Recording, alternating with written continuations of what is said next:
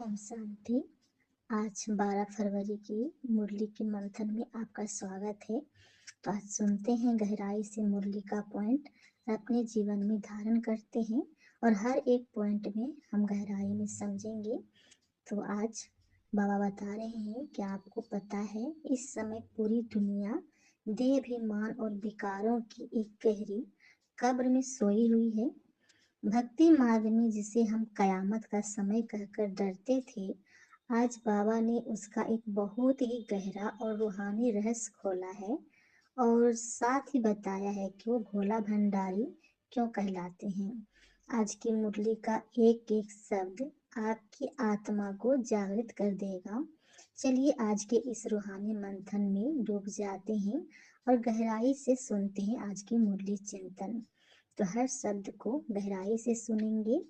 पहला पॉइंट है कयामत का वास्तविक अर्थ के बारे में बाबा ने बताया। दुनिया के लिए कयामत का मतलब डर है, पर ब्राह्मण बच्चों के लिए यह उत्सव है, क्योंकि यह पुराने हिसाब किताब चुकता होने का समय है। रावण यानी कि जो विकार है ने आत्माओं को देह अभिमान की कब्र में डाल दिया है।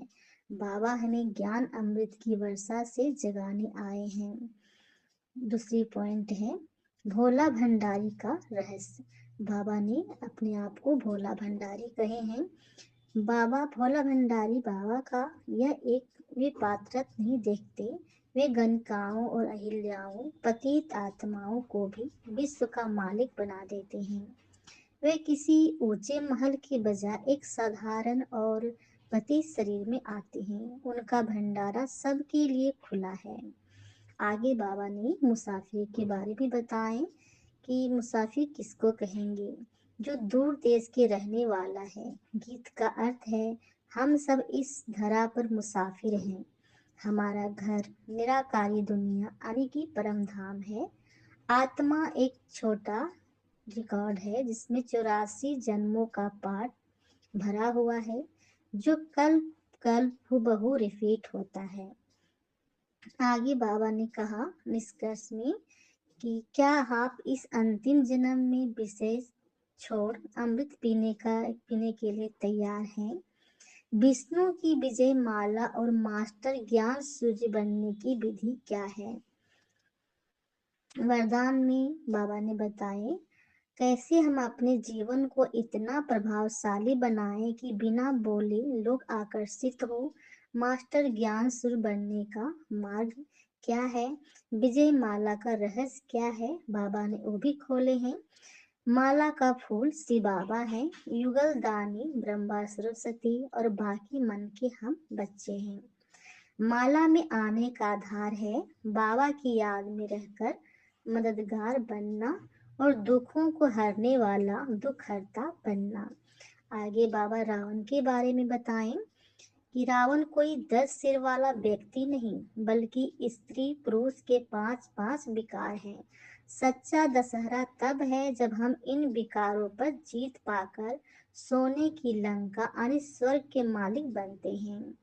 आगे बाबा बता रहे हैं वरदान से मास्टर ज्ञान सूर्य का वरदान अपनी वृत्ति को अलौकिक और रूहानी बनाना।